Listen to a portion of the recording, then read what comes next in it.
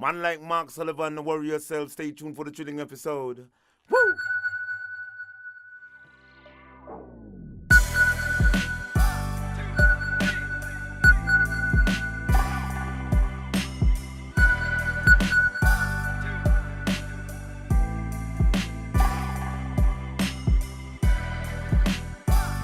A positive mental attitude can clear away all obstacles which stand between you and your major purpose in life.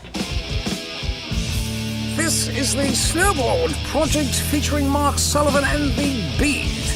The Snowboard Project. The Snowboard Project. The Snowboard Project. Welcome back to the Snowboard Project. I'm Mark Sullivan. And I am the Beef! What? And we are here. We are in Aspen, Colorado for the X Games special. Beef, we're not in Aspen. What? Beef, okay, first of all, we're not in Aspen. Where are we? Sun Valley, Idaho. Jesus, for a minute, I have been enveloped by this whole X Games week. I know. I've this been last sitting week in the has black been. hole of X Games. Right. One sec, let me just... What are you drinking? What do you think I'm drinking? I'm drinking Pacifico. You're drinking Pacifico? Yeah, oh, I am. Well, you know what? I mixed my Pacifico this morning with Monster. No, you didn't. Yes, I did. Well, guess what I did? What? I ate 2 quarter-pounders from Wendy's. Oh, you did? Yeah, I did. Okay. Well, I rode here on my Harley Davidson. Well, I rode here on my Harley Davidson while getting a haircut from Great Clips. How do you drive a motorcycle and get a haircut? You will never know until you try. Oh, yeah? Yeah. You think you're good? No, I got know you beat. I'm going to Denver this week, and I got a payday loan from Sophie. Stop, dude. You're right. I don't get a paycheck, so I don't even qualify. Oh my God! If you guys watch the X Games, you're probably online buying something or headed to a Wendy's right about now. Oh man! Woo! Jeez. Yeah, there was a lot of action though in Aspen. Seriously, there was. And actually, I did watch quite a bit of it. There was actually a lot to talk about. There is, I guess. yeah, but let's get to that later. Let's go to that later. There's so much, but there's so much other stuff that happened this week in snowboarding. Let's get to that stuff. All that other stuff, all that great stuff, is sitting in this black hole that's been enveloped by everything X Games. Right, the vacuum, so, the vacuum, the X Games vacuum. Yeah, it's like it's like a black hole because like Aspen like sucks all the media people to like central Colorado, right, and everyone else who released content this week, just no one even knew. Yeah, no one even cared. But we took the time to look. We took the time to boil down everything that happened in snowboarding for you right now. Before we even get to the black hole of X Games. All right. So where should we start? Okay. Let's get started. Let's go ahead and just like cover some really easy stuff. Okay. Like, hey, like the weather was kind of rad down in Utah. Snowbird, yeah. Yeah, they got 75 inches in 7 days. That's like more than a foot a day. It's like, and the thing is, it's like after the first storm. It's close to a foot a day. No. Oh, you're right. I was. Mark's It's early. Okay. Oh man. Okay. So, but anyhow, it's like once you have a foot and then another foot on top of it, and then like that third foot, it starts becoming bottomless, and it just fills in. It's like you make a track, and the snow just falls into the track, and it's just bottomless. There were thousands of snowboarders that weren't even watching the X Games because they were just getting deep POW shots. Right. Down there in Utah. So, right. That's actually, maybe those were the real winners this week. Right. Although there's other stuff that happened too. Then some really amazing stuff happened this week in snowboarding. Last week we reported on our Who's on Drugs, who was Jesse Paul doing the backflip onto the rail. That was sick. And then he did a backside 180 out, but we didn't actually see the entirety of what they were doing out there. We knew it was the Bush Project. We knew it was out at Sugar Bush. Which is kind of crazy. Yeah. Especially when you watch the Bush Project video. Why is it crazy? Well, I mean, there's this park in Snowboy Productions. I think that's Crush, basically. Okay. He built a park, I guess, at Sugarbush in Vermont. But I would say, as far as I know, I mean, just watching this video, it was one of the sickest jib parks I've ever seen as far as just creativity of features. And to me, it proved, beyond a shadow of a doubt, actually, is that terrain can bring out creativity in riding. Yeah. Right. And because it was so different, and because the way the obstacles were laid out, and the just the difference of it. So it wasn't just like, oh, it's a rainbow rail, oh, it's a double kink. No, there was like a stair step dance floor type rail, and like it was like a little mini like transition quarter pipe thing, and all sorts of crazy stuff. A lot of the lines were pretty cool. Yeah, there was like the top of like some gas tanks or something. Yeah, two of them next to each other, and you could kind of arc a turn and then hit that thing, and then with what little speed you had, you could go into the little quarter pipe. Yeah, it's like Scott Stevens is in this thing. He does like a little Nodus turn on top of one of those gas tanks, and then does a shoulder roll over the second one. Right, it's like crazy. So anyhow, I really enjoyed that, and actually, I was like, wow, maybe there isn't a limit to the creativity with creating jibs and bringing out creativity in riding just from creating unique and different terrain. And I think it's kind of cool. It's something to be said, that all these guys can get together. There were a number of them, like Johnny O'Connor, obviously Scotty Stevens, Jesse Paul, Brandon Reese, just like a number of snowboarders all in this one place riding this really fun terrain. And then they created a whole video around it. Right, it was like a session. It was like a session video. Yeah, we've seen those videos come out before, and they seem to be really fun and I think pretty effective, you know. And this is one of my favorite yet, just as far as the caliber of riding and the terrain features. It's true. I haven't seen you like get stoked on something like that in a while, you know, and especially I would say I'm pretty bitter. A park. Well, maybe not bitter, but yeah, you're bitter sometimes. Mark just thinks about Alaska most of the time. But. Yeah, well, the thing is, once you've had the best, everything else just kind of doesn't quite measure up. Wow. But he got stoked. East Coast, Sugarbush put that together. What was the coolest shot in that whole video for you? Oh, man. Actually, it was probably the closing shot, I'd have to say. It was like basically a guy goes up and I think board slides like this kinked rail, and another guy hits like a side hit and literally airs over his head as he's standing up board sliding this rail. Right. And I just thought that was kind of like, I've seen over-unders the other way where someone goes under the rail, but never where someone airs over the person board sliding the rail. Right. So, yeah, I thought that was really cool. Nice. But honestly, there's so many unique and creative clips in there, it's just worth a watch. Yeah. So if you haven't seen that, go out and see the Bush Project video. Google it. It'll come up, and you can see all this yourself. 10 minutes long. Yeah, it's about 10 minutes long. Yeah. Okay, what else? Let's see here. A-Rod Bank Slalom. Oh, yeah. Happened. Oh, yeah. Whitefish, Montana. Right. And I saw our buddy Nico did another road trip, 3 road trips in a row out to the Intermountain West area. So congratulations, Nico. You're a true road warrior. I have a feeling that this is happening commonplace among a lot of snowboarders in the Northwest. I think obviously bank slaloms happen just about everywhere, but there seems to be this just like tight contingency of bank slaloms that happen somewhere in Washington, Oregon, Idaho, Montana. Right. You know, you can kind of just And we forgot to report the locals qualifier at Mount Baker last week. Oh, we did. Yeah, there was a locals qualifier. Okay. So yeah, that happened last weekend, like the same weekend as ours. So it might have been just or more important than the Baldy Banks. So how does the locals qualifier work? You have to actually be a local to. That would probably make sense, right? Yeah, I would think that you're basically a Baker local. Gotcha. And you have to get in. I think, I heard that like people are like, oh, Temple wants to enter, and it's like, sandbagger, you can't enter the locals race. They don't just automatically they give Temple an in. Oh no, he won. Year. Like he's won so many times. I think he's in for life. He's in for life. Yeah.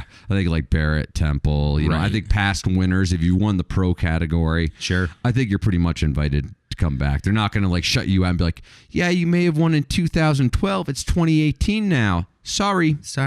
No, the Howitts are like real snowboarders. They have really had snowboarding in their hearts since the early 80s. When is what are the dates for the Baker Bank? I think it might be next weekend. It might be next week. It's usually like Super Bowl weekend. I think the Super Bowl is next week. Let's just look that up really quick. Yeah, look that up, Beef. Okay. See, unfortunately, I'm not going to make it because actually next week the World Championships start in Utah, and they're going to be all over Utah. So they're going to have like events at the Canyons, at Park City, at Solitude. They'll have the border cross. Okay. At Deer Valley, they'll have no snowboarding. Let's come back to that really quick. Okay. I want to ask you about that. Okay. It looks like the legendary bank slalom is happening on the 8th, 9th, and 10th of February. Right. So that's a couple weeks. Yeah. So if you made it in I bet you're getting all stoked. You probably have your board in the hot box. You're probably people don't even know what that is. Like maybe you should just explain that for about 10, 15, 20 seconds about like just the kind of like preparation that goes into like preparing a board for racing at the pro level. Because honestly, if you're a 12-year-old kid, you're not doing this. Pump the brakes here. What? I'm a snowboarder. What? You don't wax. I don't wax. But I will say this. I do know, Curtis Baca is a good friend of mine who, Curtis was the U.S. team waxer, and I've been in his shop when he's like preparing boards for like Jacobellis or Westcott or Holland or these guys. He starts months in advance, actually. Months in advance, and all the boards get shipped to him, basically like waxed, and then they leave the heavy wax on the top of it, nice thick, and they put it in a hot box, I believe, and that hot box stays at 110 degrees, and the pores of the snowboard base open up and suck all that wax into it, and it stays in that nice soft base. Like boards like Kessler's and other things are actually they are built to absorb wax, but that also means their bases are really soft. So if they ding something, then they just throw that board out. Right, interesting. I didn't know that. Yeah, and I found out that Temple's board was here, and so I actually broke into the wax room, and I actually re-waxed. I pulled his board out of the hot box, and then I waxed it with surfboard wax and an iron, and I put it back in the hot box. So good luck this year, Temple. Just kidding. Okay, let's move on. That was the dumbest thing I've heard, but awesome at the same time. Dude, I am so like tired right now. Did you see how Sullivan crap. just went into like a complete dream state right there? He's like, how do I screw Temple over? No, actually, I'm teasing Temple. It's not really, I don't want to actually screw anybody over. I just want to tease them. Give them a hard time. You know? Right. So all you guys are out there that you guys are prepping for the Mount Baker. His board is really here though, by the way. Is it really? Oh, absolutely. His board went to Baca. Yeah, totally. You guys are all screwed out there. Curtis Baca has been taking years and years and years of World Cups and all kinds of stuff. Dude, he goes out with like a notebook and he it's anyhow. That's a whole it's a whole art and science. Art waxing, and science, right? And honestly, it's important if you're in like a speed discipline. Yeah. And actually, even maybe not so much slope style, but half pipe is definitely a speed discipline. He has actually waxed for half pipe. We should interview him sometime. Does he snowboard? Curtis Baca. Yeah. He started in skiing, right? He started doing Olympian skis. Right. And now I think he only snowboards. Awesome. Cool. Both his daughters snowboard. Yeah. Okay. Cool. I just wanted to make sure because you know what? We don't talk to skiers, Beeve. You want to talk skiing? I don't. Yeah, I do. But yeah. Really? Yeah. A quad 1980 went down this week. That sounds so stupid. It was pretty dumb. You can Google it. Wait, what does it look like? It just... Oh, man. You can't even tell. It just goes wing, wing, wing. You thought that like that last wax conversation was a new low? No. Right. Here we go. New lows. Hey, it's my goal every week to just sneak something in there that we can go like, skiing did this week. Did it happen at like Deer Valley or Alta or something? That would make it even dumber. Okay, let's move on, okay? Oh, the level of skiing was up this week. Yay. Did that happen at the X Games? No, it didn't. Okay. Oh my God. Okay, let's move on then. Okay. Speaking of should we just move into some of the X Games news? We'll ease into it. How does that sound? Ease into it. We'll ease. Snap into it, Beef. I've snapped into a Slim Jim this morning. Okay, no. Just keep sipping on that Pacifico and Monster. Here, take a sip. No, give me okay. Take a sip of my Monster Pacifico. What do you think? On one level, I'm getting quite jacked. On the other level, I'm kind of getting drunk. Right. Okay. Yeah. And it's only 6 a.m. Ding. Oh, Sophie just emailed you. Sophie, did I get approved? No, you got declined. Oh, damn it. I don't get a paycheck. No. Sullivan, we're not getting paychecks. Okay. So the big news, let's just start with the first thing. Kelly Clark announced her retirement, and then basically she had kind of like a victory lap where she went in and did a lap down the pipe and then kind of talked about right. Yeah. So at the X Games, this happened. The X Games, this happened. How cool would it have been had like all the other women athletes just sandbagged and like side slipped the middle and just like Kelly win the gold for her last for that would have actually been a better story than any of the stories I have. Well, hey, maybe just to depart from that. Okay. I think if Kelly had just thrown her great run instead of just she would have podiumed. She would have podiumed. Yeah, I think she probably would have. She probably would have got second or even first. She probably would have beaten Chloe. I don't think. I mean, you want to talk about that real quick? Sure. Chloe? Yeah. So I watched Chloe's run, and I was like, Chloe's going to win. Right. Yeah, she won. Of course, Chloe's going to win. But it's like, actually, she was totally like pumping the brakes, I felt anyway, watching that run. Like she did the 10, the frontside 10, not the double cork. Everyone's like, oh, is she going to double cork? Is she going to double cork? Is she going to double cork? No. Right. She did a frontside 10, no grab. That was like, I would say like a lesser run than like the Grand Prix earlier this year, let alone the Olympics and everything else that happened last year. But let me ask you something. So she's sitting in last place going into her final run. She did what it took. She did what it took. She like actually like it's strategic. It's strategic. It's like, okay, what am I going to have to do here? And she's like going for the streak. She won 4 medals in a row. The only 4-time gold medalist who's under 18 or 18 years old, whatever. So now it's like, okay, so the story for Chloe this time was like adding to the medal count, right?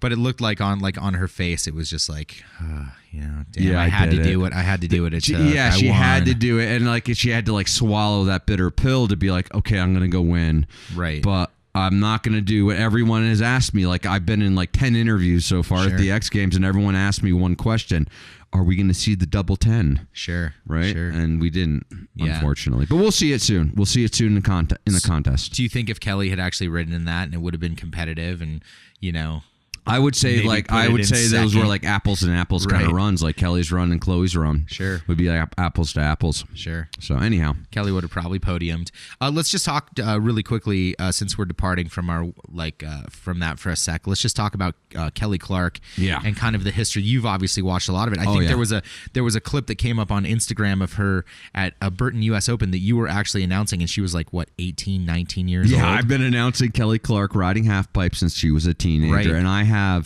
the ultimate respect for Kelly Clark as a competitor. There was about a decade there where literally she didn't lose a contest, or maybe she lost 1 or 2, but it was like, oh, I broke my binding, or I mean, she just knew what it took. She actually, I would say she was one of the girls who introduced amplitude to women's half pipe, and that's what I like know her best for. She like was maybe the first girl to do a frontside 10, but that was based on amplitude, right? Her going bigger than everyone else, and like really, I remember like I would say my favorite Kelly Clark memory wasn't like all those victories. It was actually 2006 Olympics in Torino, Italy, and I'm walking up to the pipe. And, everyone's practicing or whatever. I just get there and I'm like, oh, cool, practice. Pipe looks great. Venue is amazing. Right. Loving Italy. Okay. And I'm walking up to the pipe and I'm like, oh, wow, Finch is going off right now. It was Kelly Clark. Right. And I literally mistook like Kelly Clark for Andy Finch. And Andy Finch was going huge at the time. And so it was like, Kelly's legit, right? Like, literally, like she goes big, right? And that's the thing that stood out in her whole career. She was the one who introduced going big to women's halfpipe riding. Right. It's kind of amazing looking back, to it was probably 98, 99, right around there in that first or that US Open, that first one that she was competing in, and she was going 2 feet out and doing 360s and cab threes, and I think she might have even had a 5 at the very end. Right. When you look at that, you look at her years and years of progression to where she's going, 12, 15 feet out doing 10s, so pretty cool to see that she pushed it that far. Yeah, I mean, I'd say that she was really the first dominant woman in competition as far as just like win 10 years, right? And that now Chloe Kim has taken that mental. I can't even think right now. But anyhow, we're going to see Chloe Kim winning for years and years, just like Kelly did. But really, there was about a decade there where Kelly was pretty much the favorite in every halfpipe contest. Right.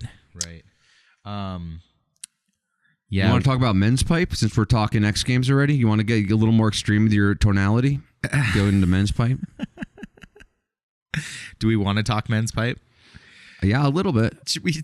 I like the half pipe. Yeah, you love the half pipe. I do. I'm just a fan because it's like this one event where it's like if you go to watch an event, you go to slope style and you're sitting there, you can really only see 1 or 2 hits at a time. Even if you're up on the rails, you're like, okay, I can see the 3 rails from here, but one of them's like 200 yards away. I can't even see the trick. Right. Half pipe, you can literally sit there and with your bare eyes, like either stand at the top, stand at the bottom, stand anywhere, see the whole run, see the nuance of every trick, and really appreciate that. Very, very few venues offer you kind of this like arena where you can actually see all of it go down. I mean, you could say like rail events are like that, but there's only one trick, one move. Sure, right? It'd be like sure. a quarter pipe contest. Right. And the half pipe, you can see 5 or 6 badass tricks all at once. Okay.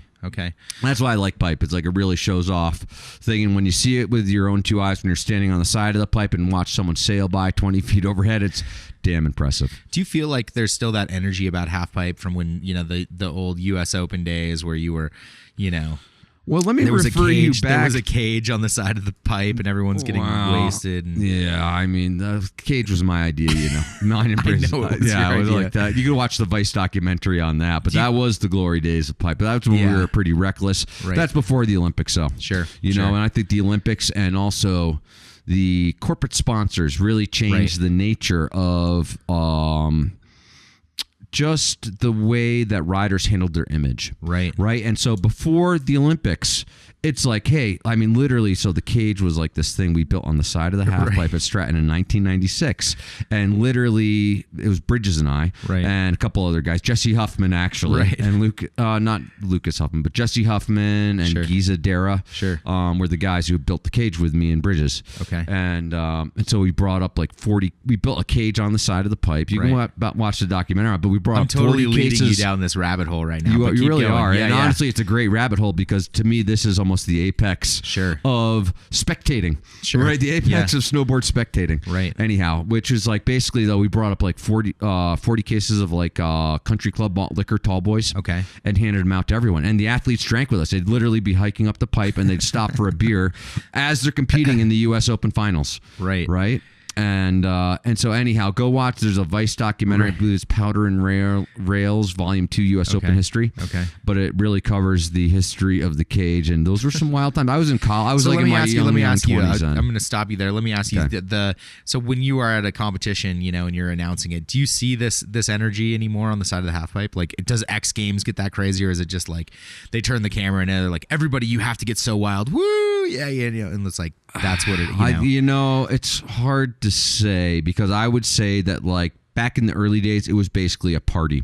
Okay. And it was fueled by drinking. And like as much mayhem as you've seen at like 2 a.m, at any party in any like frat house, any party you can imagine. Sure. That's what the U.S. Open half pipe was like at 11 a.m. on a Saturday during the half pipe finals. Right. So it's a little bit different. It's a little bit different. Like now it's like kind of like manufactured. Like the camera turns and everyone goes crazy at that moment, and then the camera turns away and everyone's just like, oh God, thank God he turned away from me. Yeah, but it's just part of the evolution. It's just part of the change, so I can't say that really that was better than this. Right. It's just different. Yeah. So, anyways, we should actually talk about the specifics of what happened in the men's half pipe. Oh, we should. Yeah, we might as well. We're here. We're here. Here we are, Beeve, talking about half pipe again. Okay, so in third place we saw Danny Davis, which was rad. I was really impressed. Danny just had all the game that he's always had. I mean, it was just so sick to watch Danny, the switch method, the huge just chicken wing McTwist. Yep. Man, Danny Davis is sick.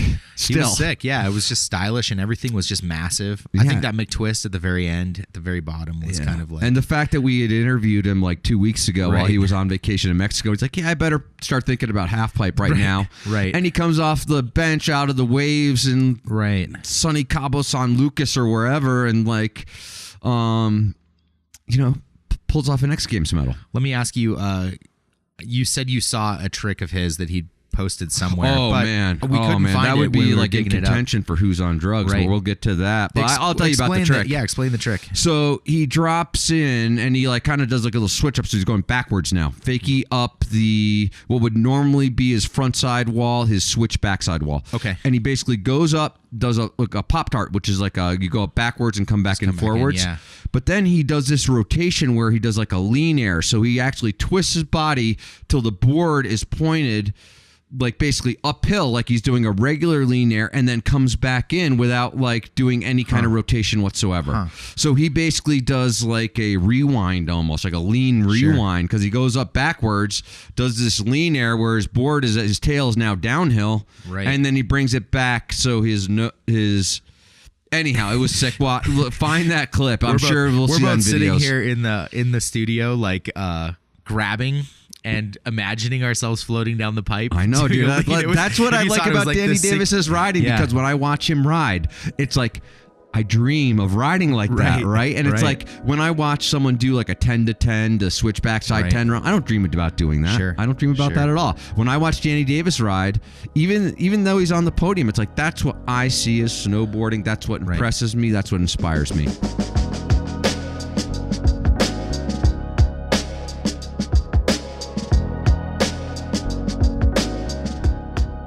Yo, Sully. Yeah. Guess what? What? I'm pretty proud of the people that have been listening to our podcast, because they've obviously been sharing. Yeah. They've obviously been rating. They've obviously been reviewing us, because we have been growing. Well, that would be the way to tell that people have been listening. Sure. Right. Yeah. So they at least are enjoying what we're giving them. So I hope so. I mean, the numbers keep growing every week they're going up. Right. So what do we have to do? We have to say thank you to our listeners. Yes, let's say thank you. First of all, thank you. Thank you. Yeah. Thank you. If you have gone and you have rated us, if you've gone and you've reviewed us, if you have shared us with your friends, your coworkers, your brother, your sister, thank you. Thank you for... Beyond that, thank you for loving snowboarding like we do. Yeah. Right? I mean, honestly, we have this shared passion, this common thread between us. And so I want to thank you for making it seem like I haven't wasted my whole life focused on snowboarding. I don't think you have. I mean, look at this thing that we're growing here. This community. This, I would say, library of content that you can go back and you can listen to amazing stories from, I don't know, photographers and filmmakers and marketing people and pro snowboarders, and you can get a really, I guess, whole view of what our sport is. Even in these last 70 episodes, right? Yeah, I mean, really, it's like each episode is like a puzzle piece. Right. And then you can put those all together and you have just like a little piece of snowboarding there. You can kind of see the corner of the picture of snowboarding with those just 70 puzzle pieces. But we're actually trying to make like a 10,000 piece puzzle here. Right. We'll see if we get there. I would say at this rate, we're going to be there pretty quick. But anyways, we just want to say thank you. Yeah. If you could share us more, rate us more, push us across your platforms. We really appreciate that. That helps us. Yeah. So give us your feedback. We enjoy the feedback and we will talk with you. We actually love interacting with our listeners. So please, like Beef said, rate, review, subscribe, tell your friends, and also give us your feedback. We want to make this better. That is actually our goal, is to constantly improve this podcast and make it better with each passing episode. And here is to plenty more episodes in the future just for you, all about snowboarding.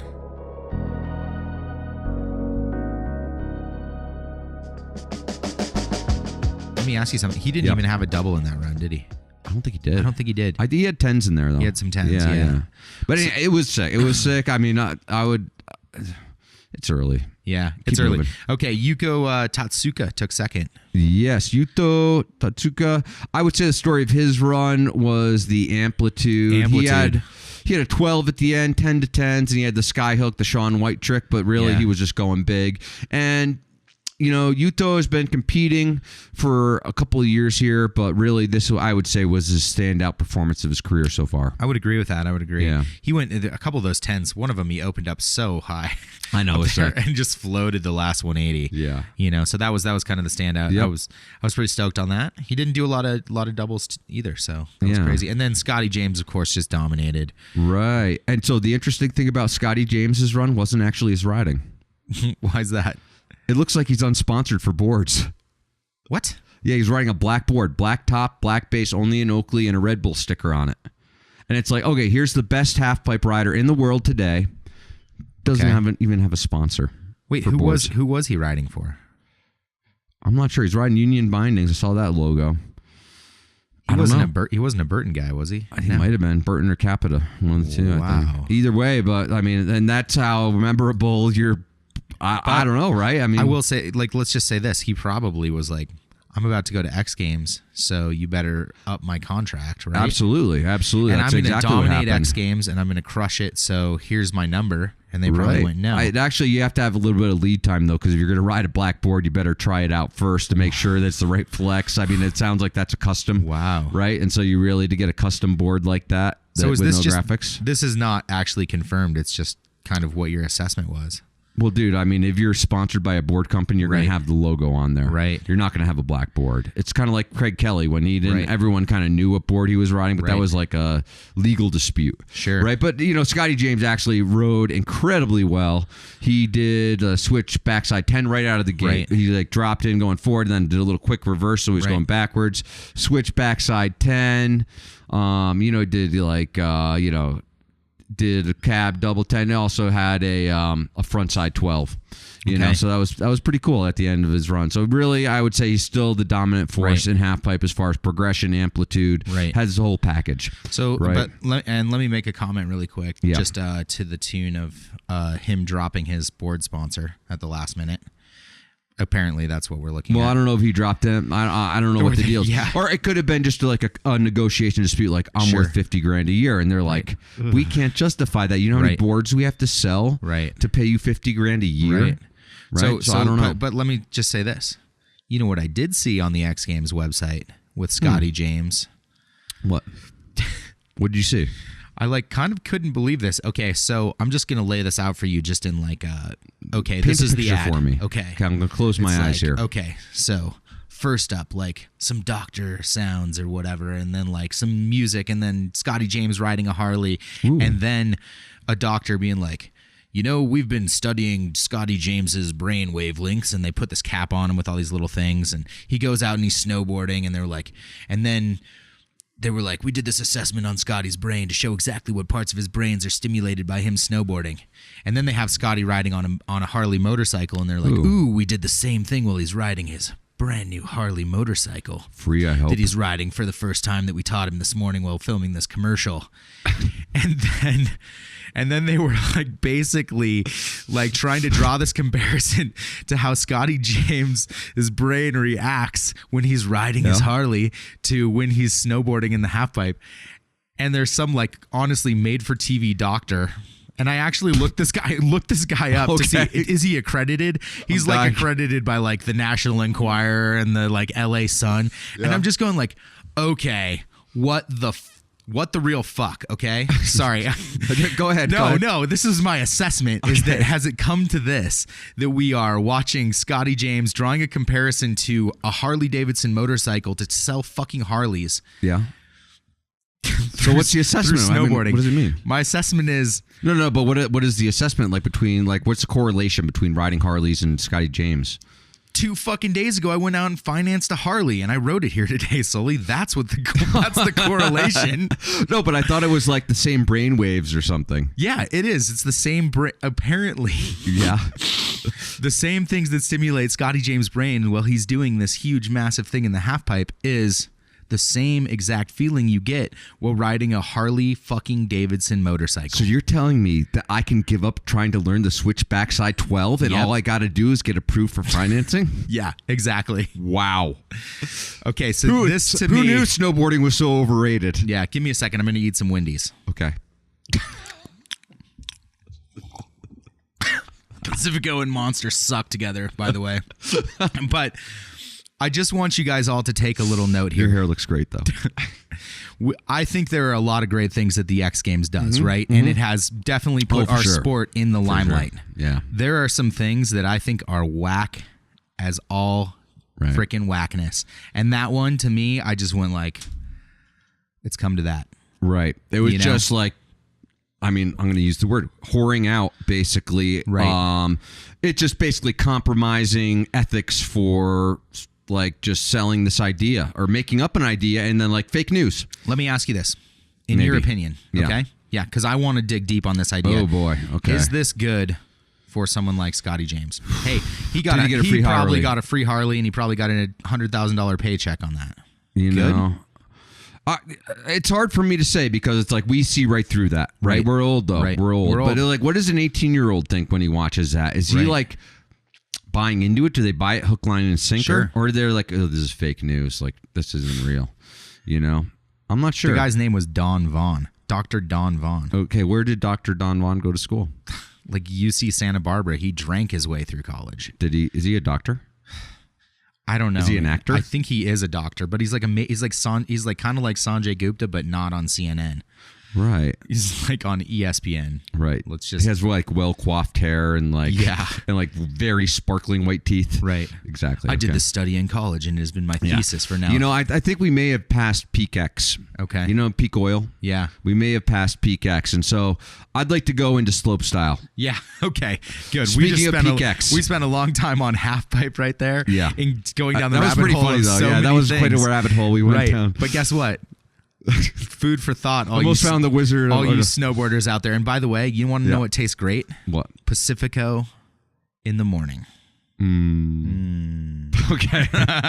Okay. So here's okay. So let's get into slope. peak X. Let's get and into let's get into slope style.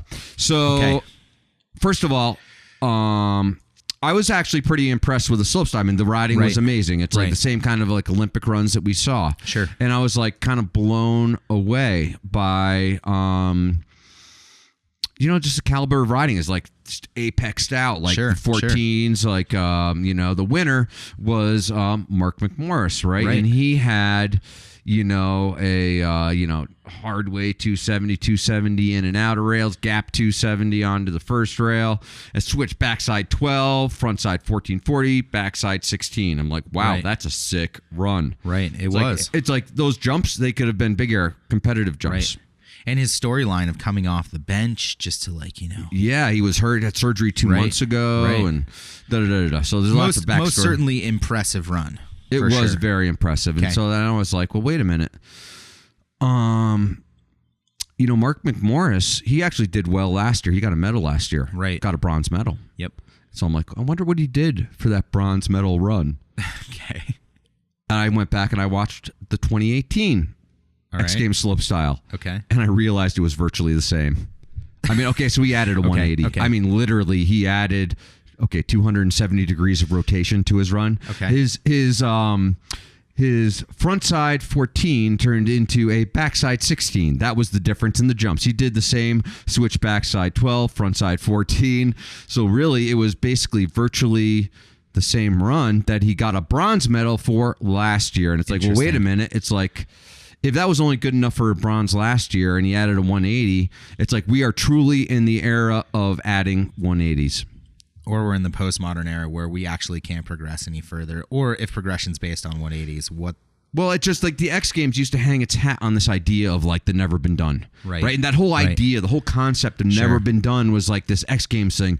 We've never had a 16-year-old win a gold medal. We've never had 6-time champion. It's always about like, we've never seen back-to-back 10s. It was always about these things that have never been done and like setting new records, bringing the bar up a little bit higher. And I would say for the first time this year, the bar actually didn't get raised. Right. I didn't watch the Harley uphill race, so maybe there was a new bar being raised there. Instead of going straight up the half pipe, they went up the knuckle of the big air. So that, I mean, hey, that could have been a new high mark for uphill Harley Davidson racing. Right. But I mean, as far as snowboarding is concerned, I would say that, well, actually, you know, the Widowmaker hill climb, that's pretty badass. Anyhow, like the real hill climbs. Yeah, totally. Anyhow, it's like, well, are we at peak X? Yeah. Did we pass peak X? I don't know. And then, but then we saw the knuckle hawk. Wait. I wanna just make a comment really quickly. We're getting really deep in X Games here. We are. So check this out. Let me crack a monster. I gotta wake back up again. Let's just go through like the top three there, just to give some perspective on who else actually won and did great runs. Mons Roysland took third. Oh yeah, that was the first run of the contest too. It was sick. Right. I watched the whole thing. Rene Renekangas, which I think might be one of my favorite, you know, snowboarders that's really coming up these days. And everyone just we got to get him on the show. We do. We absolutely do. Everyone is just like the best personality in snowboarding. Right. Okay. So, but here's my assessment of what got one-upped on Mark McMorris's run. Ooh. Yeah. What? And I'm gonna say it wasn't the riding. No. It was the announcing. Do you want me to give you? Yeah, I mean, I mean, how can an announcer outride a backside 16, a switch backside 12? No, this announcer drew comparisons to other sports like football and baseball. Oh, I understand both of those. I love that. That connects with the common man. They call him the closer An audible. He saw the blitz. He sees the open target, steps up to the line, sees the blitz, hits the open receiver, touchdown! Mark McMorris, the closer, just when you had 3 outs. There's one guy you call upon from the bullpen. 3 out bullpen. Can we just honestly, so confused. These were words that were said. Can you say can we do that in rugby and cricket terms, please? It's a walk-off, folks. It's a walk-off. Okay, I'm sorry. Wait a minute, that was Zoolander too. Just give me a quick minute here. Oh man, that was like all sorts of mixed metaphors. Dude, I just went am I watching football, baseball, or am I watching fucking snowboarding? Okay. I'm sorry. I just got really angry about that. Really? I mean, here's the thing. Let's next week or 2 weeks from now, I have the World Championships. Sure. I'm going to watch a little bit of cricket, a little bit of rugby, trying to get my metaphors in line. No, you're not. Yes, because it's an international audience, right? It's an international field. So cricket, rugby, those analogies will actually play at the World Championship. Wow. Great idea. Who did that? Does it matter? Who did the announcing? Yeah. It may or may not have been his brother. I'm not really sure which one, but I just went dude. Okay, I hate to be so critical. Let's move on, dude. But seriously, we shouldn't do that. Okay, so let's talk Knuckle Huck because that was actually some of the best snowboarding I've seen, the most interesting, most creative snowboarding that I have seen on TV in a long ass time. Right. I mean, honestly, it was just every time someone dropped in, I had no idea what was going to happen. Right. And then halfway through, I was like, how the hell are they going to judge this thing? I have no idea. I don't know if they said how they were judging it. No. But you know what I was really confused though at the end because I was like, how the heck do they award a winner from this? Because one guy belly slid down the thing. Right. And my son, by the way, this weekend was like, Dad, I just learned the penguin slide. And I'm like, you're X Games caliber, son. You are X Games caliber. You can totally make it in Knuckle Huck. Yeah. So the idea with Knuckle Huck, really, I think the bottom line, because they reiterated this so many times in the announcing, was it's just so relatable, Mark. It's just so relatable to the everyday rider. Usually, when I because the rest of it has become so unrelatable. Right. I mean, that would be the unspoken part of it, right? It's the rest of snowboarding is unrelatable. Right. So here's the relatable part. Okay, give it to me. Every time I crash from a jump in the park, I'll do a knuckle trick off the next jump. Right. And that's exactly the truth. Yeah. Every time I look at that kicker and I just go, you know what? My 37-year-old legs can't actually land it. I'm going to do a Knuckle Huck. Right? So anyhow, I was so confused, though, about how they judged it afterwards. That you called the judge, right? I called the head judge. Okay. And I was like, how the heck do you judge this? He's like, oh, here, I'll just send you the judging criteria. Okay. So anyhow, here's the criteria, actually. The official criteria. I actually have the sheet right here in front of me. Right. So here's how they judged it. Okay. Let me read the intro. At the conclusion of the jam session, 20-minute jam session. Right. Competitors are ranked 1 to 10 and are listed on the final leaderboard based on their overall impression as determined by the 5 judges. Okay. Points are deducted for falls and awarded for the following: execution of maneuvers. Okay. Difficulty of maneuvers. Okay. Variety of maneuvers. Progression of run. Or I think that's from hit to hit, actually, not progression of runs, not run. Originality and style and landing of maneuvers. So that's how they actually judged it. And I was so confused watching it. But hey, my son's got a future in Knuckle Huck. He does. That's the important takeaway. In Knuckle Penguin Slide. Yeah. And actually, who's on drugs? We'll get to that later. Yeah, we will. We'll get into that anyhow. So it was interesting to watch. Yeah, it was Tom, by the way, thank you. I appreciate Tom Zekas was our head judge, and he did a great job. I really, for sure. I thought you guys were spot on, your whole judging panel. I saw Louis Vito was one of the judges. So the winner was a guy named Fridtjof. Yeah. Sather Tischendorf. The guy who's always riding with a backpack. Yeah. They call him the Fridge. Right. Which you remember that guy Perry the Fridge? Perry the Fridge. He was he scored a touchdown in the 88 Super Bowl or something. Right. He played for the Chicago Bears, I believe. Yeah. Okay, anyhow. It doesn't matter. Wait, did we just talk? Damn it, we just totally talked. I know. Football. Well, we were inspired by the X Games. Football. I mean, oh my god, maybe that's what the X Games is doing. They're turning us into football fans. Oh my god, right? That's Did you the see whole what just purpose happened? of wow. Give me a second. Wait. What are you doing? Monstercifico. Monstercifico. Okay. Let me take a sip too. Oh wow. The instant spike back to the low. I know. Okay. So, anyways, the knuckle hug was great. Let's just talk women. Let's just really quickly talk women's knuckle slopes. hug? No, let's talk women's slopes. Was there a women's I knuckle don't think hug? there was women's knuckle hug. No, Oh. I don't think so. Okay. Which is kind of weird. There should be women's knuckle hug. Like, Yeah. come on. That is strange. I didn't even think about that till Right. just now. It just occurred to me. It's like they Right. didn't have a women's knuckle hug, and usually it's always like equal pay, Right. equal everything, right? Right. And so weird. Well, yeah, women's knuckle hug should have been in there. Women's slope style. Let's just talk that really Oh, quick. yeah, yeah, Let's yeah. just third place, Emmy Jarvie, Mm-hmm. gosh, Haley Langland, and Zoe Sandowski-Sanat. Wow, she was the winner. Yeah, she was the winner. Cool. Do you know those names at all? I mean, I think they're Olympians. Yeah. You know, I think Obviously, they compete Haley in Langland women's slope and style. I mean, they're not Emmy. like the ones. I mean, you know, Annie, she's definitely Finnish, definitely Olympian. Right. I think all of them are actually. Sure. And so it's like, but you would think that it would be like, okay, where was Jamie Anderson? You Right. know, or whatever. It's like, so there's Gasser. like, yeah, where's Anna Gasser's hurt? Oh, she is. Yeah. Sorry, blew that. Yeah, you did. But yeah, there. You know what? There should have been some women's knuckle huck as well to give them a little more coverage across. Back to the knuckle huck. Yeah, across it all. Anyways, Okay. so we should probably just wrap up X Yeah, that's Games way right there. too much X for me. Yeah. Those rabbit holes were pretty Yeah. fun. Plus, I have to get to my haircut. I'm gonna be driving there on my Harley. though. Nice. Yeah. Yeah. Okay. Anyway, moving on. Let's talk. Hey, why don't you tell me a little bit about the World Championships coming up? What's going on? With Okay, that? so Yeah. 1st to the 10th of February, all over Utah. This is actually really cool. They're doing the World Championship. It's FIS, Right. But they're doing the World Championships in Utah. So we're going to host them here in Okay. America. First time, actually, in my memory that we're actually hosting the World Championships here. I think maybe like ever.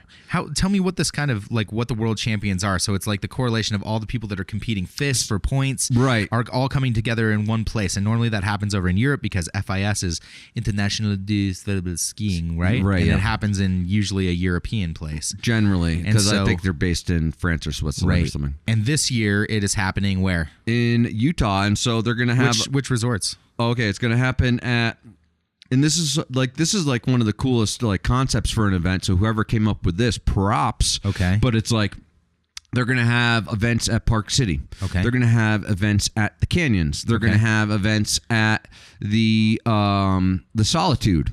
Okay. And then they're going to have they also have like freestyle skiing events like moguls and aerials. I'm Hey, sure whoa, those are. hold up there. You do not mention skiing on this Oh, cast. don't.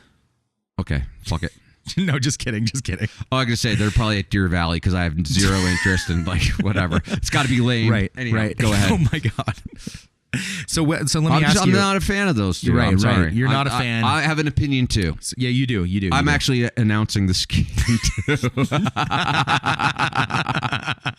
Not that part of skiing though. I'm announcing I'm the host announcer for the slope style skiing. Okay. All right. Which just means I don't need to know any tricks. And honestly, I respect the athletic endeavor, so I can. don't need to know any But tricks. I can make fun of them too. Right. I think Actually, when I was doing that at the Olympics, I realized that within one afternoon, I learned how to announce skiing. So I Sure. actually can call the tricks too, because there's Totally. it's not that hard. it's not that hard. No, You know, way easier than I always snowboarding. got called up here at Sun Valley for announcing the USSA or USASA Yeah. snowboard events, but that would also entail I'd have to do skiing. Right. You know, it would be tacked onto the back of it because there were no, or snowboarding would be tacked onto the back of the ski. right. More likely. Exactly. Yeah. So I would have to call these things, but you know what? I always enjoyed it, and it's not that hard to call, and you kind of have to do that every once in a while as an announcer. Right. So And I totally honestly, get when it. skiers pay snowboarders, that's a win. Right. When skiers and when you have a moment and you totally screw something up and you go hey man, I was the only snowboarder willing to come out and announce this ski event. So Yeah.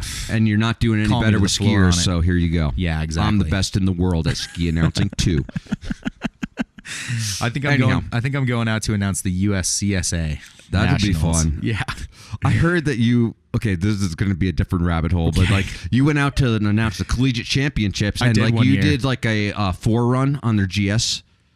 I did, yeah. And you got third place or second, or you won? I think I took second overall. Second overall. You were a 4-runner and the announcer, and you beat everyone who's in college. I was totally shit talking the whole time, and I was like, yeah, beat me, beat the announcer, and so they held me to going up there and racing it. So you talk crap all the way the until whole they were time. like, I was like, we're enough of this. We're enough of your loud mouth. I rolled up there. I was like 2010 Custom X, never been waxed, has holes in the bottom from me riding powder and hitting shit. You want to beat me? Try me. I'm gonna.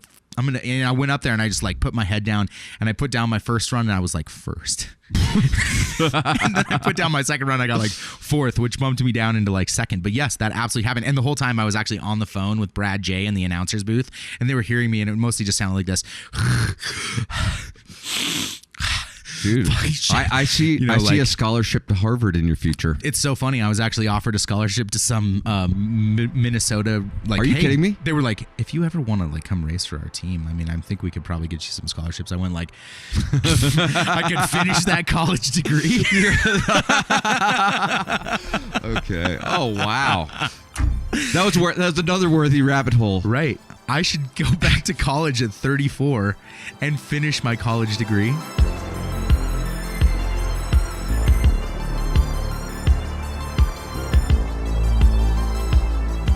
Hey, what's up, guys? If you're out there listening, I just want to say thank you for taking the time out of your day to listen to a couple of snowboarders talk about snowboarding.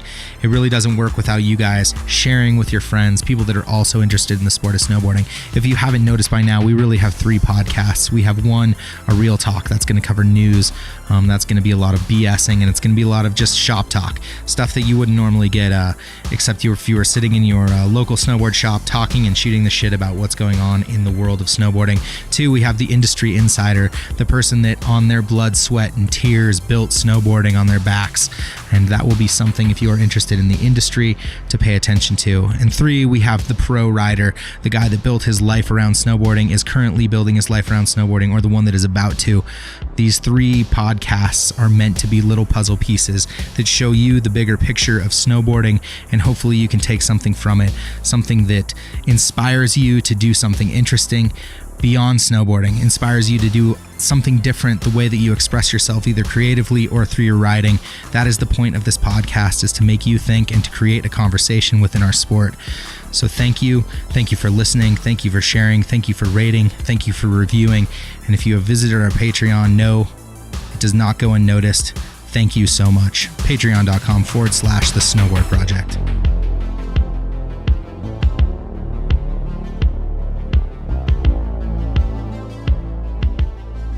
Dude, you just laughed so hard. You have a booger ass coming out of your mouth. I have a lucrative career in announcing collegiate snowboarding here. Are you kidding me? Yeah, that's awesome. I might come to that just to like listen to you announce, actually, because I honestly have so much fun hanging out with you. Well, like, dude, I might come over to the Jackson just to because what is that, in March sometime in Jackson Hole? I get to do it with your co-announcer and X Games announcer, Brad J. Brad J will be your co-announcer and mine at the World Championships. That dude's cool. I like Brad J. Brad is awesome. He's awesome, a G, dude. and it's nothing but fun. So yeah, I think I am going out there to do that. We always have a good time. Brad is like super professional announcer. I really appreciate hanging out with him and also his announcing abilities. For sure. And he's been the X Games announcer for like 20 years. But I also tease him too. Yeah. Like that. I only tease you if I like you, by the way. Right. It's like if I don't like you, I'm just like, not worth my time. Right. So anyhow, let's move on. All right, yeah, let's move on. Who's on drugs? Man, this was actually a super competitive week. This was a competitive week. More competitive than the X Games, perhaps. More competitive than everything we did this week, yeah. Okay, so let's talk about our runners-ups. Okay, yeah. I would say, actually, you could put Danny Davis, that trick we described earlier. Right. Just go find that clip. His, like, Pop-Tart with a lean air in the middle. Find that. That's definitely in contention. Yep. And then, honestly, I would say there were 2 clips that you saw. I'm just going to throw these in as runners-ups. 2 clips that you found that was like Israel's on drugs. I did. Okay, so yeah, let me just explain this. Israel at the, I believe it's like Mount Hanoi or somewhere. There's like this shot of like someone with like a helmet cam riding down over a skier, and all of a sudden you see Iron Dome, like the defense missile fire out from in front of the resort, and it shoots up into the air and like intercepts a Syrian projectile. It's like, Literally, it's like someone's like GoPro helmet cam following their little kid. Yes. It's actually incredible. Where did you find that? Where can people find this clip? I found that on Reddit because Wow. I've been really trying I to bet you could find it on YouTube too. I'm sure. Israel missile interception ski. Right? Yeah. And like that was crazy. That was, It was on crazy. drugs. Imagine being at a resort. Like if I was just standing on the top of Sun Valley, just and like out in the middle of the Sawtooth, like this missile just shoots up And literally vapor trail, and then another one's coming at it, and they intercept it. Idaho Iron Dome intercepts missile from Montana over Sun Valley. Like, there's no way Montana can bomb Sun Valley. Sorry, whitefish. So that was number one. The other one that I found was at Breckenridge, and it was like that's crazy too. It was like this group of people, and they're like, "Wow, look, it's a cute moose," and it's like this massive, 1,500, 2,000 pound moose. Right, just and they're sitting there. like 50 feet away, by the way. It's like scary close if you know anything about moose. Everyone's filming it, and they're like, maybe we should start. And then all of a sudden it starts walking towards them, and then it starts running towards them. And everyone's like, go, go, go. And the moose is like, running them down, and then it like cuts. Galloping, like full, what do they call that on a horse? The gallop, right? No, it's called a lope, bro. A lope. I think it was going faster than a lope. I think it was a gallop. Okay, it might have been I think a it was gallop. charging. But basically, it was coming faster than they were able to ski away. And they're like, yeah, on it's this, like Breckenridge is kind of flat. Yeah, just kind of flat. Okay. Anyhow, the So- moose is faster on foot than the snowboard is on glide. And the guy was like, basically, the line was like, got chased by a moose. I finally realized, after it was chasing my buddy, that I wasn't going to get away from this, so I had to duck into a tree well to get away. A lot of people don't know this, but actually, like moose, kill more people every year than like bears.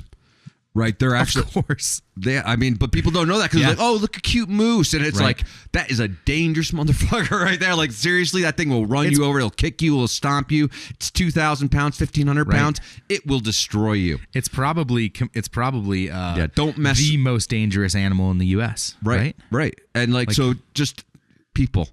If you see a moose, keep your distance. Seriously, your Instagram. You're actually on drugs, not the moose. The moose is just being. Reacting to natural instinct. You're an idiot for messing with a moose. There's this awesome video of like a moose attacking a snowmobiler who was following it. I saw that one. That was an amazing video. That's so dumb. So dumb.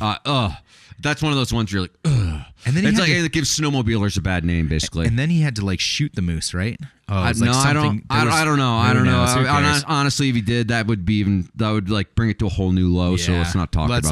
Let's go back to snowboarding because there was actually some other clips that were probably on drugs. Yeah. So there was a clip that you sent me. Yeah. From the 5. Let's do this.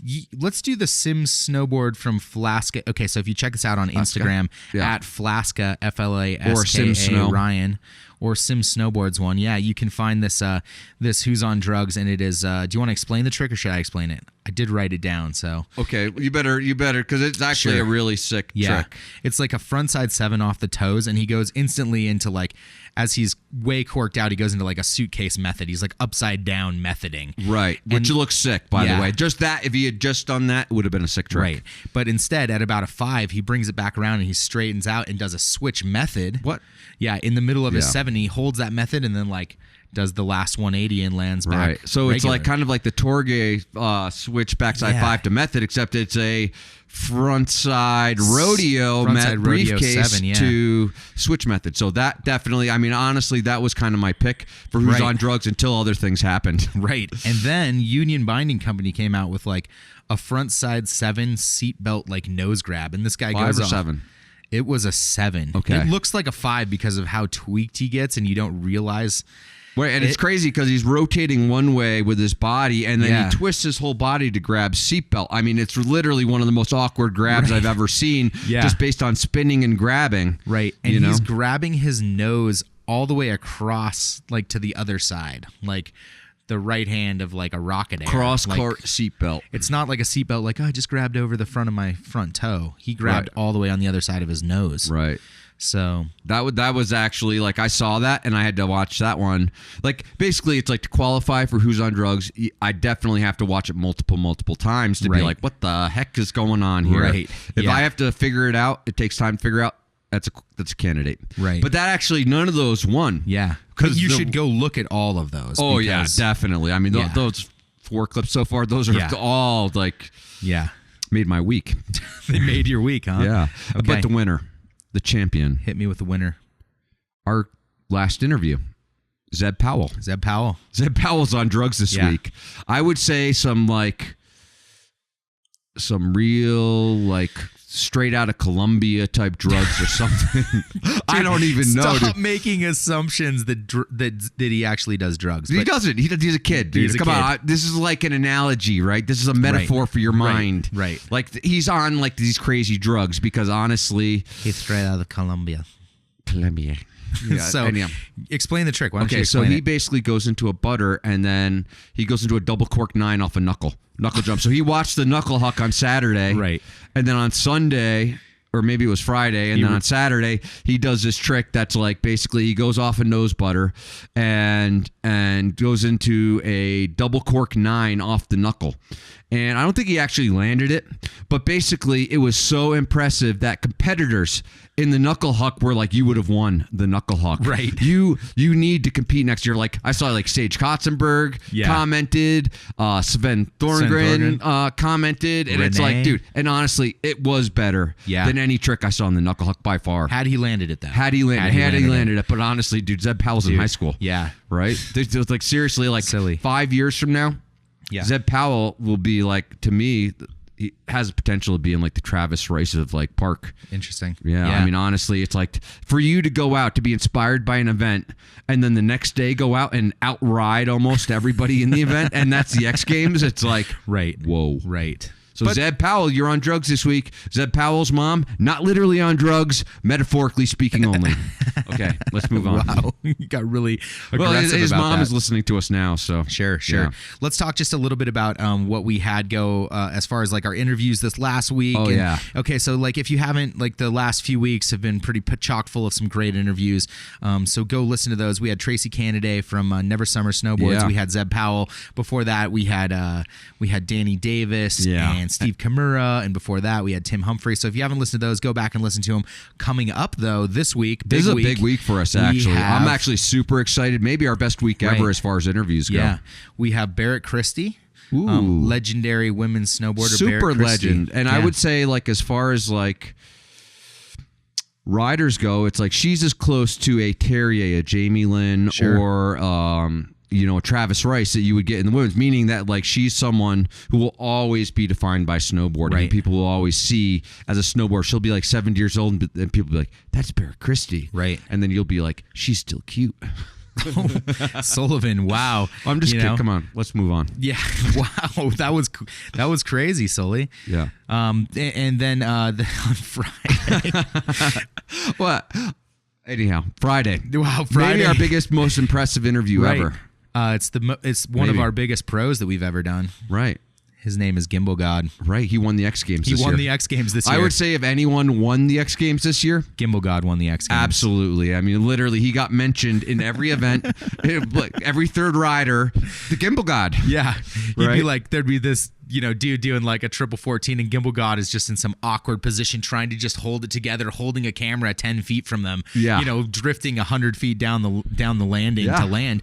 And, every time they did that, like followed by Spencer Whiting, Gimbal God. Yeah, well, we got his interview and he breaks down his equipment. He breaks down the future progression. He breaks down his personal progression as far as like taking what he does with jumps, following riders into the backcountry, into powder. Really interesting interview, and I would say actually his first major interview. Probably, yeah. So this one we are calling Gimbal God a professional snowboarder, and we are doing that. He's actually the most professional because he makes. I mean, dude, the best clips from the X Games came from him. Absolutely. Yeah. I would say, it was great of X Games hiring him to do follow cams, but honestly, he won the X Games. Everything that he put out, like the double backflip with who was that? Sven and oh, that was one of the sickest clips. Yeah.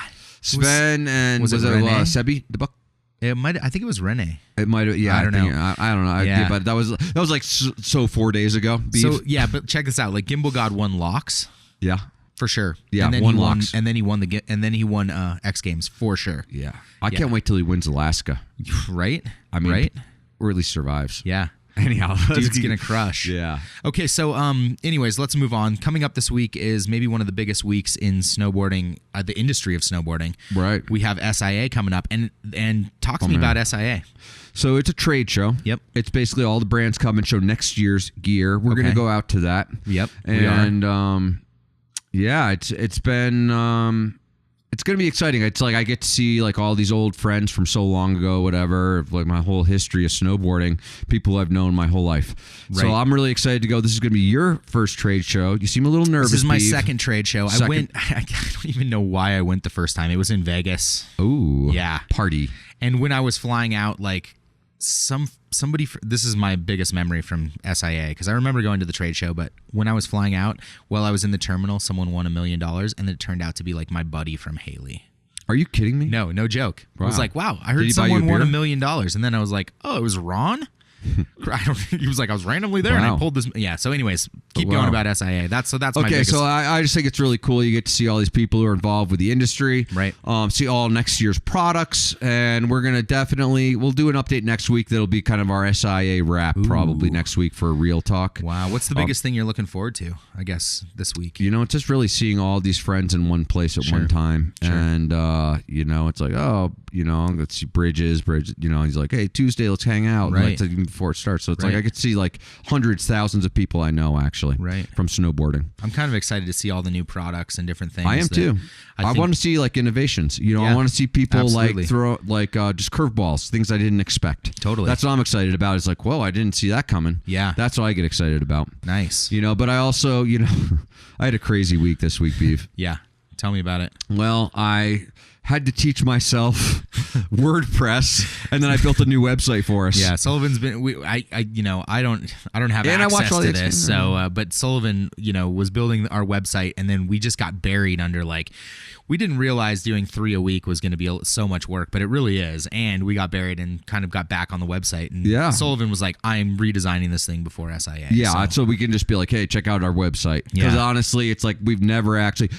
TheSnowboardProject.com. See, we never say that on Real Talk, but now you can actually go to TheSnowboardProject.com. Right. You can go to our YouTube. There's a Danny Davis video up. There's a Tim Humphries video up. There will be a Gimbal God video up. There will. Yep. There will not be a Barrett Christie video up.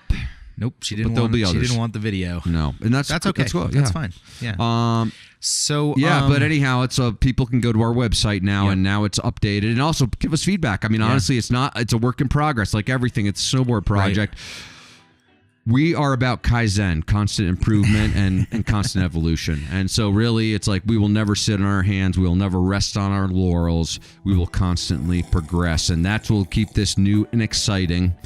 And make it something that makes snowboarding more exciting, hopefully, for everybody. Are you drinking a Pacifico Monster? A Monsifico? Yeah, I am. How is it? Tastes terrible, but I know the effects are great.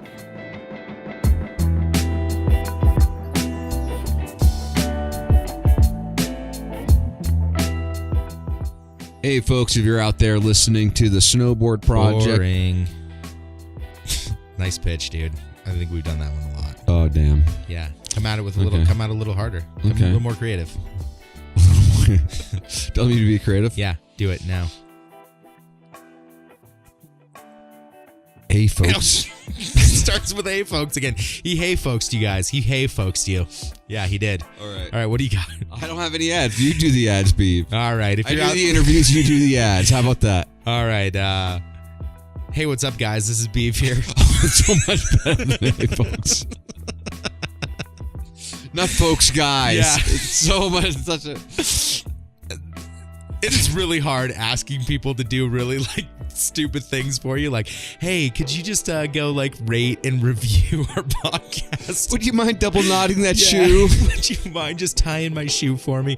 Hey, if you're out there and you really want to help a couple snowboarders out, could you just come to Sun Valley and just tie our shoes? But an easier ask would be Can you tie my boot for me, Beav? An easier ask would be just to go to your iTunes, rate us, review us, help us. And Sullivan's over there crying because he's laughing so hard.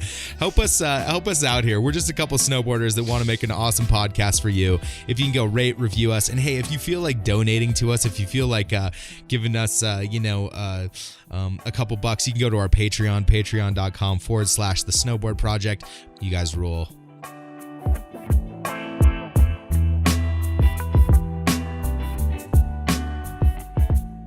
Well, let's go to trivia. Let's go to trivia. We trivia. went Right. down all sorts of different weird rabbit holes today. This has been the weirdest day of real talk. Okay, so first of all, I got 3 hours of sleep last night. I've been up since 4:30. I'm actually driving to Denver today. Right.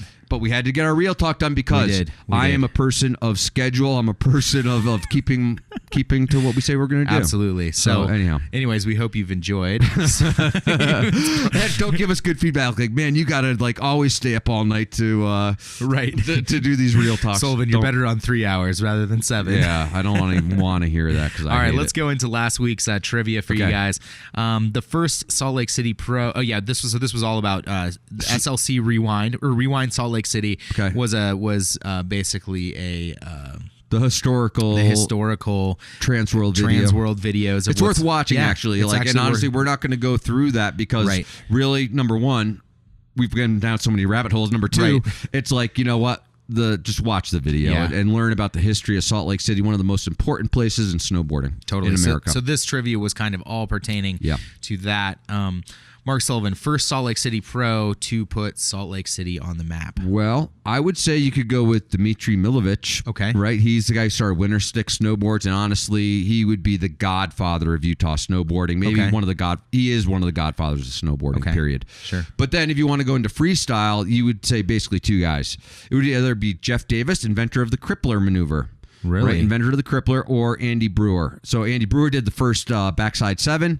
Jeff Davis did the first inverted aerial with no hand touch. Right. It was the Jacoby Terror aerial before that, the J Terror air, where you had to do a hand plant. Yeah. And then Jeff Davis did it without touching the lip, and that was the first inverted aerial in snowboard half pipe. I think they covered actually most of that in the Rewind SLC. Yeah, which we made this trivia really before we got a chance to look at that. Right. So, yeah, if you go... So you get to watch this. Hey, if you want to answer the trivia questions, watch the movie. Watch the movie. Okay, so question number 2, pretty easy one. Yep. Just really like a softball. Okay. Shit, that was a baseball reference in a snowboarding podcast. Damn it. Not allowed. A bunny slope. This is a bunny slope. This is a bunny slope, yeah. Okay. Here's a bunny slope one for you. 2 resorts that don't allow snowboarding that are in Salt Lake. Okay. I don't know. They don't allow snowboarding. It's just a little bunny slope for you. Okay, so it's Deer Valley. Right. And Alta. Alta. Which one do you hate more, Beef? I kind of hate them the same, but there was this video that came out. Did you ever see that one where it's like a snowboarder in the parking lot, like asking, what was he doing? He was asking him like why like snowboarders don't belong at Alta or something. Yeah, it was amazing. Like a 10-minute video of like these people. Some people were cool. It's like, hey, I don't care. I just like Alta. And then but they're like half the people were like, snowboarders, they go to the back of the bus. Right. You know, it's like, huh? Right? But it's like literally like I would almost call it, it's not racism, but whatever it is, it's not right. Right. It's boardism. Right, exactly. Something like that. Definitely bigotry. Oh, definitely bigotry. Third question. 2 biggest snowboard shops in Salt Lake, and they are 2 blocks from each other. So it'd be Milo Sport. Yep. And Salty Peaks. They're on the right-hand side going down 3,300. Right. At the bottom of the canyons. Yep.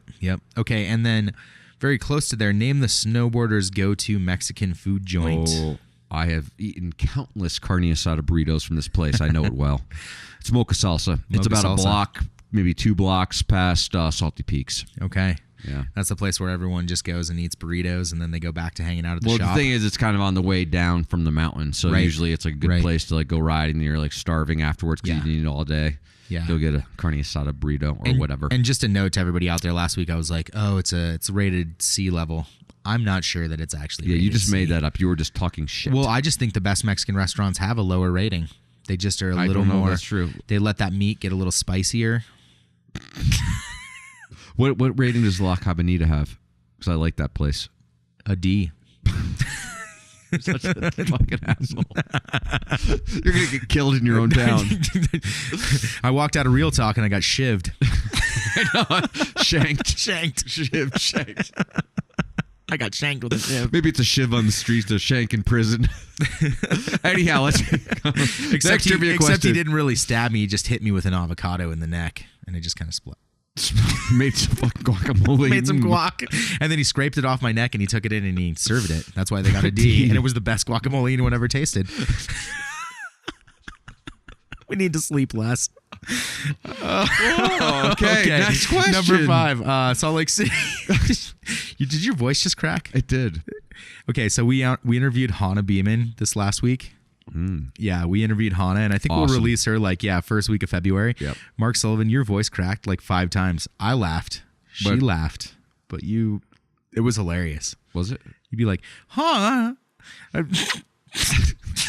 Okay, tune in to hear my voice crack 5 times. I'm playing Peter Brady in this episode.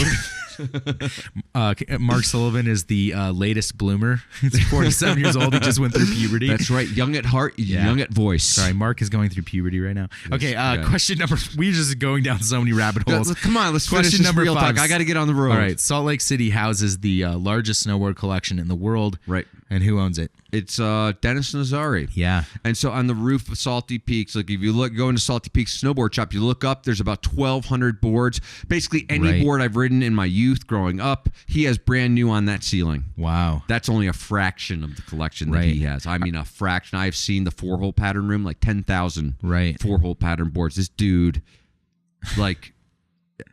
I don't even know what to say about his collection. Right. So when I went to see his full collection, I was a snowboard collector for 20 years. Right. I literally stopped collecting snowboards. Okay. When I went and saw his collection, because literally he's the De Beers of vintage snowboards. He has more brand new 1987 Sims than any shop in the world had in 1987s. Okay. 1987s? Okay. 1987s. Anyhow, let's keep moving. Okay. And I will just make a note that I think it was either 2008 or 2009 at Tailgate when we were there, and Dennis actually drove up. He drove all the way up. This is how hardcore this guy is. In his car, drove all the way there and hit every single thrift store on the way. Right. And just to find snowboards. And he had a freaking car full of 50 snowboards. boards, at 50 least. boards. Well, by the time he got to Alaska, it was crazy. 50 boards, was right? And then so he picked up insane. another dozen when he was in Alaska. Yeah. So this guy is clearly addicted to collecting snowboards, and there are a lot of those guys out there. If And you go other to things too. He's a collector in if you go to general, Dig My Quiver and VST and History of Snowboarding, you can see guys that are just like Nazari. It's gnarly. So, Sullivan, you hit the end of your Pacifico. I know, dude. I mean, I only brought a 6-pack with me this morning. Oh my God. I think there's a couple more in the saddlebags of your Harley outside, right? That's true. No, let's finish this real let's talk. finish We're too this up. close to the end. Come on. All right, X Games. We had some X Games trivia. We tried to write a couple, so you're going to make a couple up on the spot now. But here's the first one that we actually wrote down. Okay. Who was the first X Games snowboarding gold medalist? And I'm not even sure of what the discipline was, so maybe follow-up question. Let's say all of the gold medals. It might have been border cross, might have been half pipe. I think both of those events were in. Right. I don't think there was actually slopestyle yet. The X Games been around long enough. So there is our second question, Beav. Okay. What year was slopestyle introduced to the X Games? What year was Big Air? I think Big Air might have been there first. Okay, wait. So the year, slope, Yeah, and Big Air were introduced. and Big Air. Okay. I'm not sure actually the answers to those, but we'll find out. Okay. Introduced. Okay. Question 3. Where was the first X Games? Okay, I know the answer to that. Okay. You got a question? I got one. You got another one, or do Yeah. you want me to throw one out I'll there? throw one out right now. Go. What was the most obscure... No. What was the most obscure event X Games has ever had, and it involved a gardening tool? Ooh. Okay. Let's Okay, I got a question for the X Games. Name 3 X Games gold medal events that have come and gone. Things that were actually not actual sports, but made up by the X Games for TV audiences. Right? These are not actual sports. They were just kind of contrived because they were conceived to be extreme. So extreme, in fact, that they're worth X Games gold. So crazy. There's at least 3 that come to mind immediately. There's at least 15 of them. Yeah, I know. But so to make a list of events that have come and gone. Yeah, that have come and gone. Short-lived. The shorter lived, the better. Right. Right? The more short-lived, the more bad idea it was. The less extreme, the more people saw through it. something. It's so crazy. Like, we could go down that rabbit hole of like the X we're not Games going down any all more day. rabbit holes. Like, any more trivia? No more Is that rabbit. enough trivia? I think that's enough trivia. That's like 5 questions. This has been a fun real talk, This has actually, been a for really the lack fun of real sleep, talk. for the fact that I have a huge day ahead of me. Right. All of those factors and more. Yeah, so we just want to say thank you. If you are out at SIA this next week, we will be walking around. We will be talking. We will be hanging out. Yeah, shaking babies, kissing ladies. I like to kiss babies and shake ladies. How does that sound? That sounds terrible. Yeah. I don't know, dude. We'll be at SIA this next week. If you're around, come say what's up. I think we're both too wasted. Oh, hey, by the way, I want to make a mention. Somebody found my snowboard, the 139 Burton with the 2 ladies on the bottom. Really? Yeah, and then I was like, I don't know. I don't really have the coin to, like, get it because I'm going to SIA. And he's like, I'll be at SIA. I'll just bring it there. And I was like, well, at that point, it's like $50 snowboard. So, like, sweet. You're bringing home a board for me. I think it's how like much are you going to pay me to bring it back? What's my transpo? No, you're doing it for free. You know how much it costs to ship a board from Denver to here? Yeah, it costs free if it's in the back of your car, Mark. Look, dude, I'm kind of broke. So yeah. Anyways, somebody found my unicorn, and I thought that was a worthy thing to invest in. Someone found my unicorn too. They're just not giving it up. Yeah. Actually, someone. Okay, so here's the deal, folks. I am looking for ski resort signage right now. Okay. Actually, my true unicorn is out there. I found it. I'm not even going to say where I found it. It's actually a friend of mine that I've known for years. Okay. But any kind of ski resort signage, I am looking for it. Hit me up. I'll trade. I'll buy. I'll trade new boards. I'll trade anything to get this board. And so I need to find some ski resort signage to get it. Sounding like an ad, a Mark Sullivan ad. Damn straight, dude. It's a 1988 Flight Predator that I helped design in 1987. So you need that 88. board. I do need it, dude. It's like a new old stock condition. Wow. It is like literally like my jaw hit the floor when I saw it. Wow. And I was like, what can I trade you for? I'll give you anything. Okay. He's like, I need ski resort signage. Like, I don't have any of that. We're going down a rabbit hole, Sully. All right. Hey, thank you for tuning in. Thank you for tuning in to this edition of the Snowboard Project. I'm going to go home and drink a Pacifico. All right. Thanks for tuning in. Yeah, thank you for tuning in. Another real talk. Please go listen to all our interviews. We have a lot coming up. Listen to the ones that are in that we have. We have 70 of them behind this one, or 68 or so. We'll be at 70 with Gimbal God. Gimbal God is 70. We'll see you guys at SIA, and we'll see you next week on Real Talk with a whole bunch of random tidbits. Thanks for tuning in. Peace.